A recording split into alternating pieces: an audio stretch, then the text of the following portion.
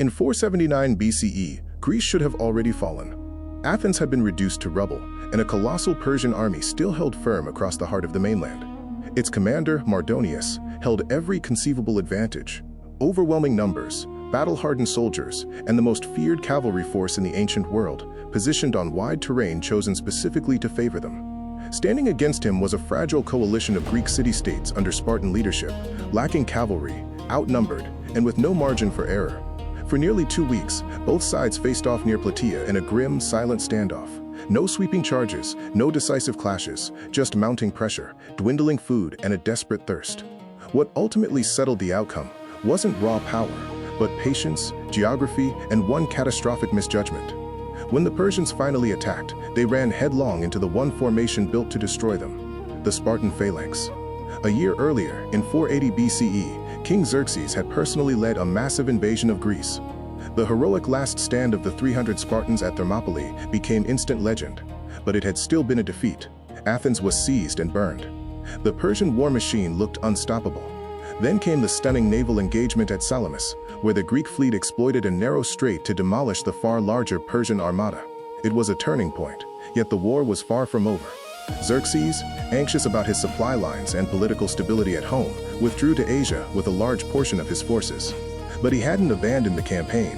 He left behind his most capable general and brother-in-law, Mardonius, a man of extraordinary ambition, along with an elite army of Persian immortals, Medes, Scythians, and even Greek collaborators. While ancient accounts offer inflated figures, modern historians estimate Mardonius commanded roughly 100,000 soldiers.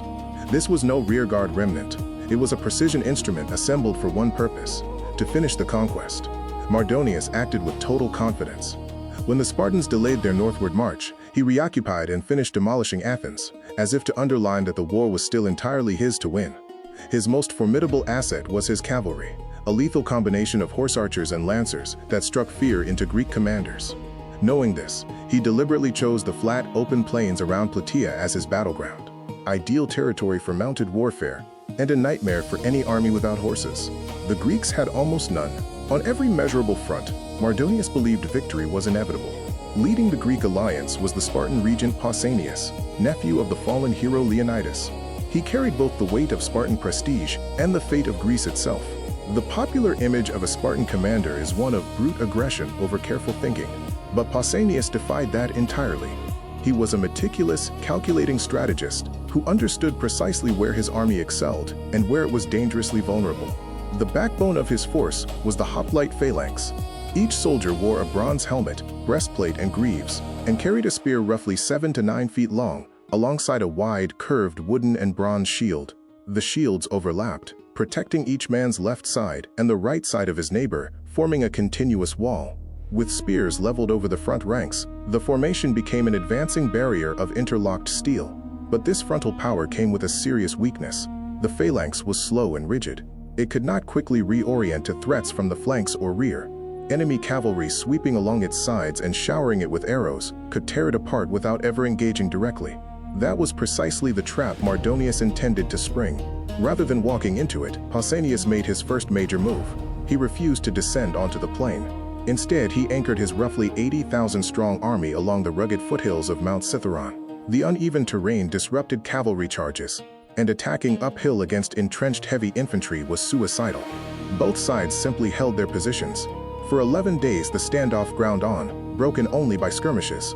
In one notable clash, the Persian cavalry commander Mecistius led a strike against the Megarian contingent. Pausanias sent in Athenian troops and archers to reinforce them, and in the fight that followed, Mecistius was thrown from his horse and killed, a significant morale boost for the Greeks. Still, Pausanias refused to be drawn down. He held the high ground. A critical but often overlooked element of Greek strategy was the deployment of light infantry. Not every soldier in the Greek force was a heavily armored hoplite. A substantial portion consisted of lightly armed skirmishers, men carrying javelins, slings, and bows who couldn't afford expensive hoplite equipment. Persian military doctrine relied heavily on massed archery, with ranks of bowmen sheltering behind wicker barriers and unleashing volleys designed to shatter enemy formations before close combat began. Pausanias countered this by deploying his light troops as a forward screen, keeping Persian archers and cavalry at bay and preventing them from reaching the angles needed to pick apart the phalanx.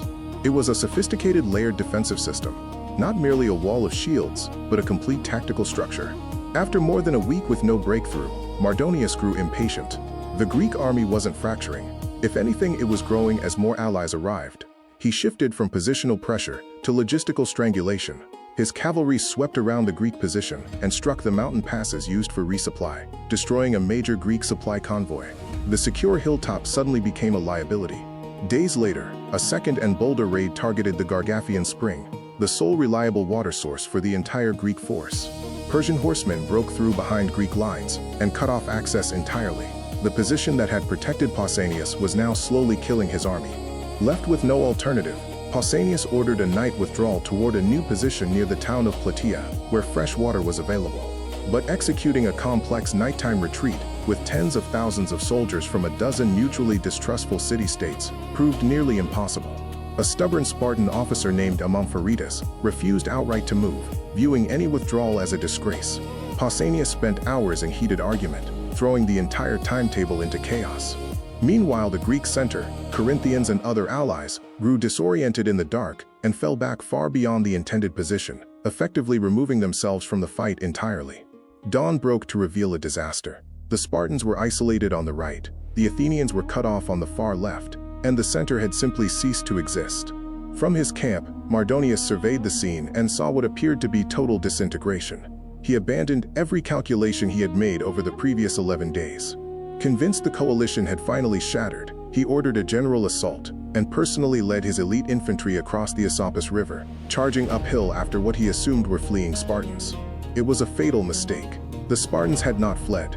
On Pausanias' command, they stopped, turned, and locked shields. Their Tegean allies formed up beside them. The Persian infantry, despite fighting with genuine ferocity, grabbing at spear shafts, drawing daggers, found their lighter armor and shorter weapons no match for the disciplined, crushing weight of the phalanx. The Spartan line held, then pushed forward, driving the Persians back down the slope. At the height of the fighting, Mardonius himself was killed. His death shattered Persian cohesion instantly. The assault collapsed into a rout, and the pursuing Greeks cut down thousands as they fled back toward their fortified camp, which was stormed and overrun shortly after. The Battle of Plataea was the definitive, final blow to Xerxes' ambitions. No Persian king would ever again attempt a full-scale invasion of the Greek mainland. Pausanias had faced a larger, better-equipped enemy, and, through terrain mastery, logistical resilience, and an extraordinary conversion of near catastrophe into decisive advantage, secured Greek independence.